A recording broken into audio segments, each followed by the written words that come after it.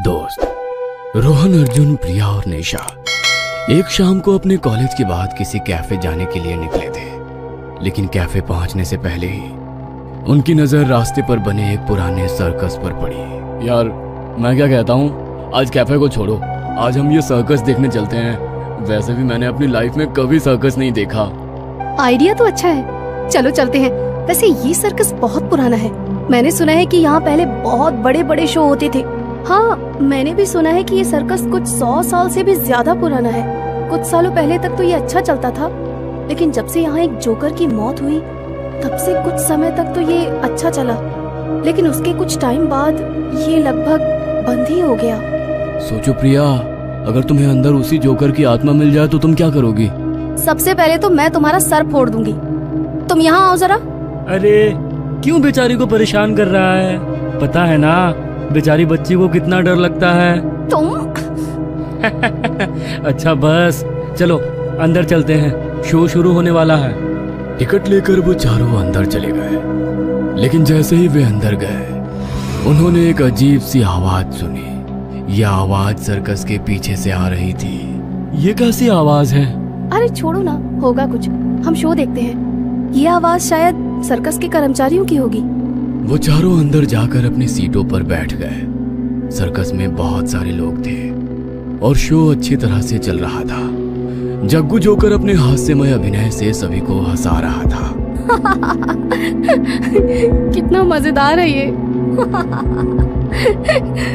ये जग्गू जोकर ना दिखने में बिल्कुल तुम्हारे बॉयफ्रेंड जैसा है। हाँ हाँ हाँ, वेरी फनी। हो गया तुम लोगों का? तभी अचानक से लाइट्स बंद हो गई। सभी लोग डर कर शोर मचाने लगे। तभी अर्जुन ने प्रिया को डराने के लिए अंधेरे में उसके कंधे पर अपना हाथ रख दिया। कौन है? भूत? भूत? भूत? बेशरम कहीं के। तुम्हें पता है ना मुझे अंधेरे में कितना डर लगता है। मन तो कर रहा है तुम्हें यहीं से धक्का दे दूं। तभी थोड़ी देर बाद लाइट्स आ गई। लेकिन अब सर्कस का नजारा कुछ अजीब था। सर्कस में अब वे चारों ही बचे थे, बाकी ऑडियंस कहीं नहीं थी। ना जाने उन्हें जमीन निगल गई थी या आसमान खा गया था। अरे ये बाकी सब लोग कहाँ गए? जग्गू जोकर अभी भी मंच पर खड़ा था, लेकिन उसका चेहरा अब बदल गया था। उसका चेहरा एक मुर्दा की तरह सफेद पड़ चुका था। उसने अपनी डरावनी आवाज में कहा,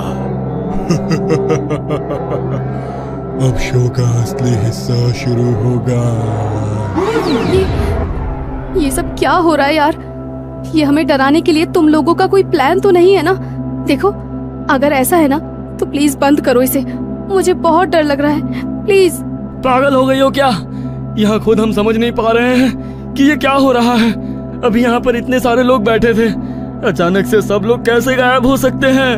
उन चारों का डर से बुरा हाल हो रहा था, क्योंकि अभी अभी उस सर्कस हॉल में जो हुआ था वो बिल्कुल भी सामान्य नहीं था। ऊपर से जग्गू जोकर के मुंह से निकली इस बात ने उनके डर को और बढ़ा दिया था। चलो चलते हैं यहाँ से, उठो सब लोग, चलो। नो नो नो नो, तुम लोग अब मेरे स्पेशल शो का हिस्सा हो। अब तुम्हें यहाँ से नहीं जाने दिया जाएगा। तभी अचानक से सर्कस हॉल में अंधेरा छा गया और वहां जग्गू जोकर की भयानक हंसी सुनाई दी। वो चारों बेहद बुरी तरह हड़बड़ा गए। तभी रोहन को अपने पास कुछ महसूस हुआ। उसने अपने आसपास देखा, लेकिन वो कुछ भी नहीं देख पाया। तभी अचानक से उसकी गर्दन पर एक ठंडी सांस महसूस हुई। पीछे मुड़ा, जग्गू जोकर उसके चेहरे के सामने था। उसकी आंखें लाल और भयानक लग रही थी। डर के मारे उसके मुंह से शब्द भी नहीं निकल पा रहे थे। रोहन को लगा कि वो जोकर के वेश में किसी भयानक आत्मा को देख रहा है। तभी अचानक से सर्कस में एक भयानक आवाज गूंजी। वो चीख कुछ अजीब थी, जैसे कोई चीखते हुए किसी से अपनी जिंदगी की भीख मांग रहा हो। थोड़ी देर बाद जब लाइट्स वापस आई तो रोहन और उसके दोस्तों ने देखा कि वे अब उस सर्कस हॉल में नहीं थे, बल्कि एक अजीब से कमरे में थे जिसकी दीवारें खून से रंगी हुई थी और वहां बड़ी ही अजीब से भयानक चित्र बने हुए थे। कमरे में एक बड़ा सा आईना था जिसमें उनकी परछाइयां अजीब से आकार में दिख रही थी और उनकी आंखें किसी शैतान की तरह लाल हो चुकी थी। तुम लोगों का मेरे सर्कस में स्वागत है। तुम यहाँ पर मेरे नए मेहमान हो। हमें जाने दो, हमें किसी सर्कस में नहीं आना, प्लीज जाने दो हमें। नो नो नो, यहाँ से निकलने का कोई रास्ता नहीं है। तुम अब मेरे खेल का हिस्सा हो। चलो आओ, खेलो मेरे साथ।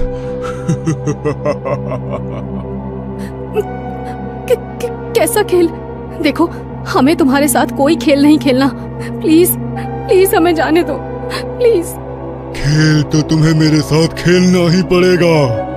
यहाँ से बाहर निकलना है तो मेरी बात तो माननी पड़ेगी। देखो, हम तुम्हारे साथ कोई खेल नहीं खेलना चाहते। एक तो पता नहीं हमारे साथ क्या हो रहा है। हमें जाने दो प्लीज। आखिर हमने तुम्हारा क्या बिगाड़ा है? आवाज नहीं, मुझे शोर बिल्कुल नहीं पसंद। अपनी जान बचानी है ना तुम्हें? बोलो, बोल क्यों नहीं रहे?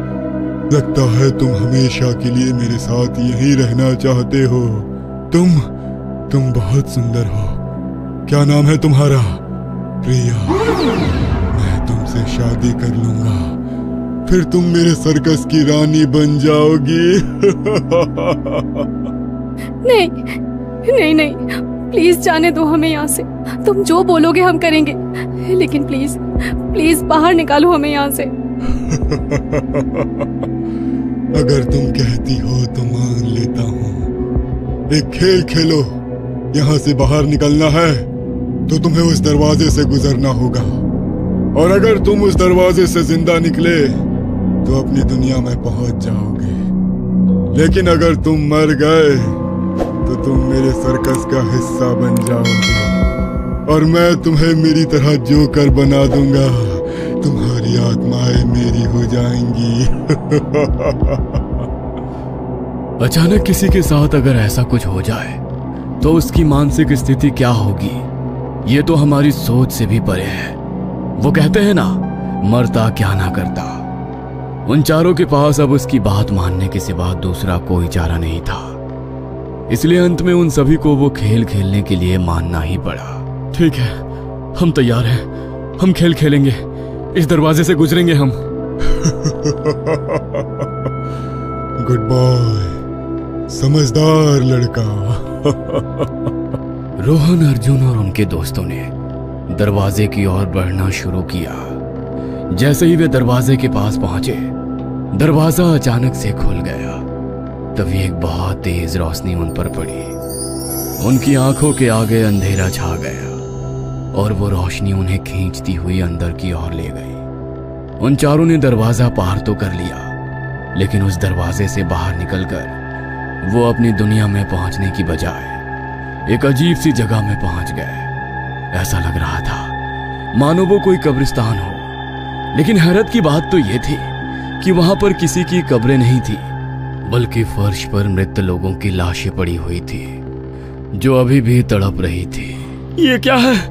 ये सब क्या हो रहा है? ये कहाँ आ गए हम?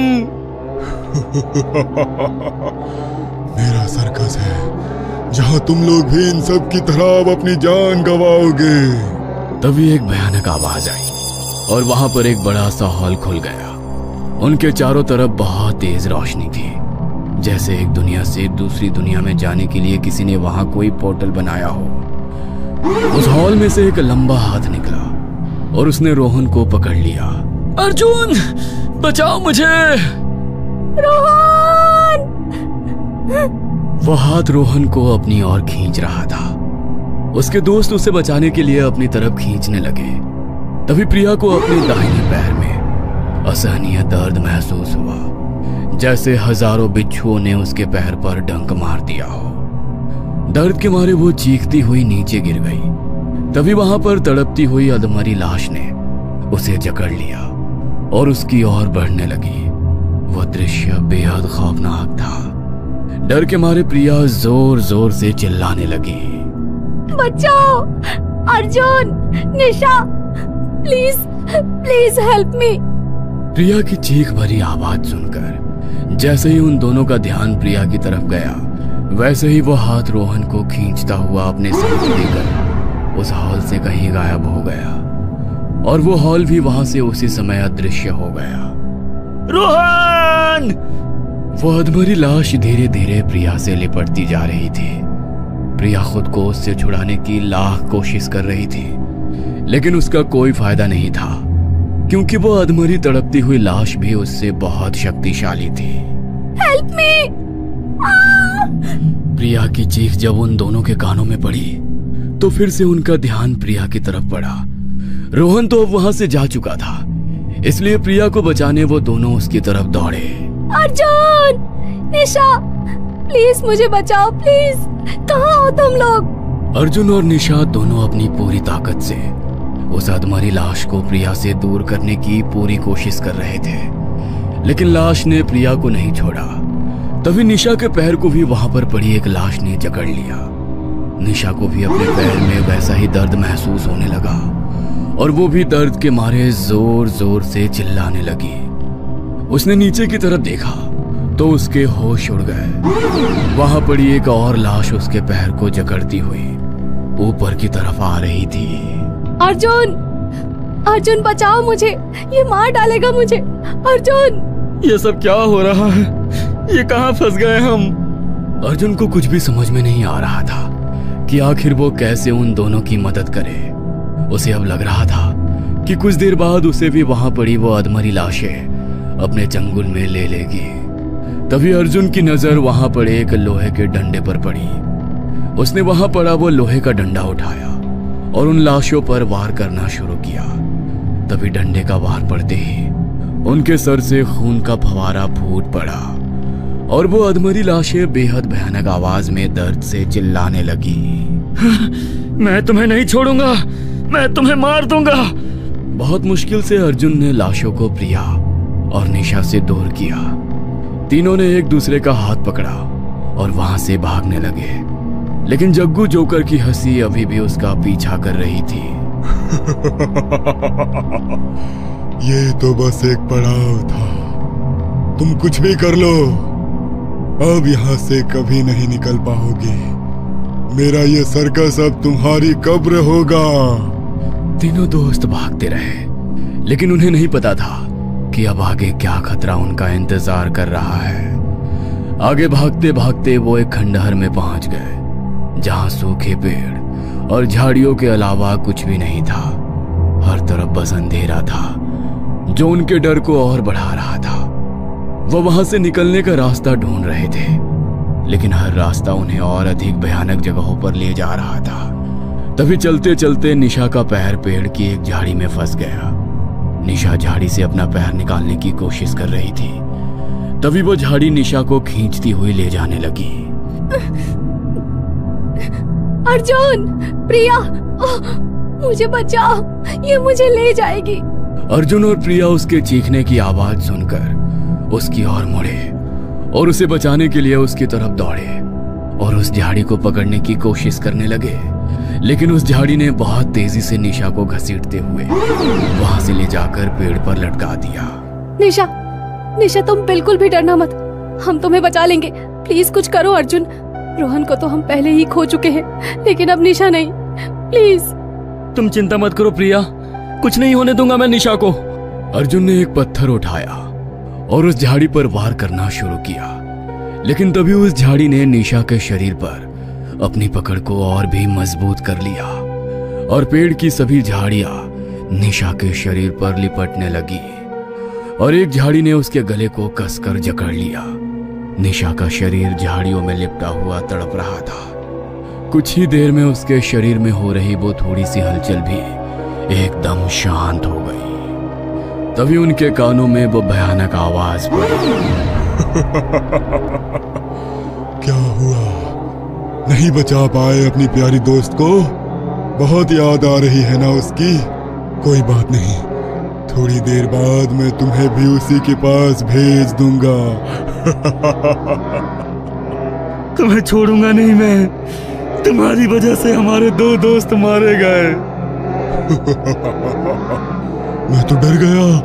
अगर तुमने मुझे मार दिया तो मेरा क्या होगा?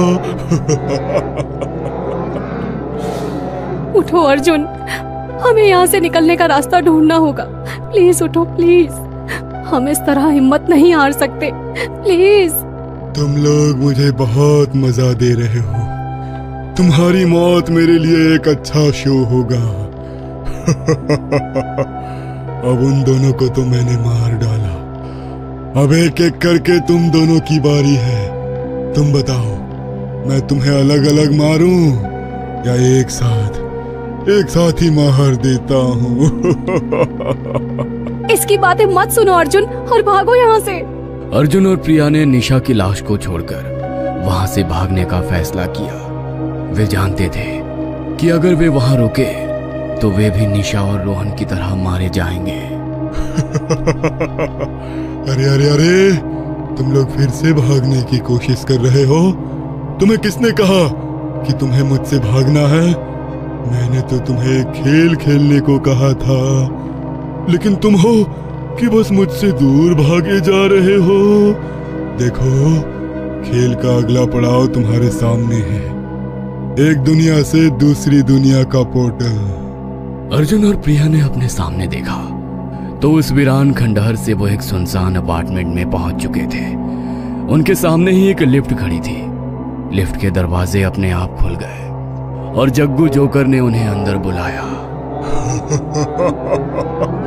आओ, तुम लोग मेरे साथ चलो। तुम्हें अपनी जान बचानी है तो मेरे खेल का अगला पड़ाव खेलो। लिफ्ट में एक स्क्रीन पर एक संदेश दिखाई दिया, जिंदा बचना है तो खेल खेलो, अगला पड़ाव कमरा नंबर 13। ये सब क्या है? जरूर ये इसकी कोई साजिश है। ये हमें भी नहीं छोड़ेगा, मार डालेगा ये हमें। हमारे पास कोई और चारा नहीं है, हमें इस खेल का अगला पड़ाव खेलना ही होगा। कुछ देर बाद लिफ्ट रुक गई और दरवाजे खुल गए। अर्जुन और प्रिया कमरा नंबर 13 में पहुंच चुके थे। कमरा नंबर 13 में पहुंचने के बाद अर्जुन और प्रिया ने देखा कि कमरे का दरवाजा अपने आप बंद हो गया। वो अब वहां फंस चुके थे। कमरा बहुत पुराना और धूल भरा था, जिसमें कई पुराने सामान पड़े हुए थे। यहाँ क्या हो रहा है? कुछ भी समझ में नहीं आ रहा। एक सर्कस देखने आए थे हम तो, और ये सब क्या हो गया? लेकिन एक बात तो है, वो हमें इस कमरे में लाया है, इसके पीछे कुछ ना कुछ राज तो जरूर है। मुझे नहीं पता क्या राज और कौन सा राज, मुझे बस अपने घर जाना है। तभी प्रिया की नजर टेबल पर रखी एक नोटबुक पर पड़ी। उसने उसे उठाया और उसके पेज पलटने लगी। उस नोटबुक में उस खून से रंगी हुई दीवार पर बने हुए चित्रों के जैसे ही कई अजीब से चित्र और नोट्स थे, लेकिन एक पेज पर एक खास नोट लिखा था, जो था जग्गू जोकर की मौत का राज। प्रिया ने नोटबुक में लिखे हुए नोट को पढ़ा, जिसमें लिखा था, सर्कस वालों का काम ठप पड़ गया था। वो अपने सर्कस को पॉपुलैरिटी देने के लिए कुछ भी करने को तैयार थे। जग्गू जोकर आम लोगों में बहुत मशहूर था, लेकिन शहर में बाकी सर्कस खुलने के कारण जब उनका काम ठप पड़ गया तो उन्होंने पब्लिसिटी के लिए जग्गू जोकर को मरवा दिया। लेकिन उन्हें डर था कि अगर जग्गू जोकर की मौत का राज खुल गया तो उनका सर्कस पूरी तरह से बर्बाद हो जाएगा। इसीलिए उन्होंने जग्गू जोकर की मौत को एक रूप देने का फैसला किया। उन्होंने सर्वेंट अपार्टमेंट के रूम नंबर 13 में जग्गू जोकर को फांसी दिया, जो जग्गू जोकर का कमरा था। उन्होंने ये सुनिश्चित किया कि सबको लगे कि जग्गू जोकर ने सुसाइड किया है। जब लोगों को इस बारे में पता चला तो जग्गू जोकर के लिए सिंपैथी दिखाने लोग उसकी याद में उस सर्कस को देखने जाने लगे, जहां बाकी के जोकर जग्गू जोकर बनकर सर्कस करने लगे थे। प्रिया ने नोट को पढ़कर अर्जुन को दिखाया और कहा, अर्जुन, ये तो बहुत भयानक है। जग्गू जोकर की मौत का राज ये था, वो वास्तव में मरा नहीं था बल्कि उसे मरवा दिया गया था। तभी जग्गू जोकर की आवाज ने उन्हें कहा, तुम लोग मेरी कहानी जान गए, लेकिन ये तो बस शुरुआत है। मेरा खेल अभी भी जारी है। तुम्हें मेरे साथ खेलना होगा। तुम दोनों मेरी मौत का राज तो जान गए, लेकिन अगर तुम जैसे लोग मेरे जीते जी मेरा सर्कस देखने आते तो मुझे मरना नहीं पड़ता। ये सब तुम जैसे हम लोगों की वजह से हुआ है। अर्जुन और प्रिया ने देखा कि जग्गू जोकर की आंखें अब पूरी तरह गुस्से से लाल हो गई थी।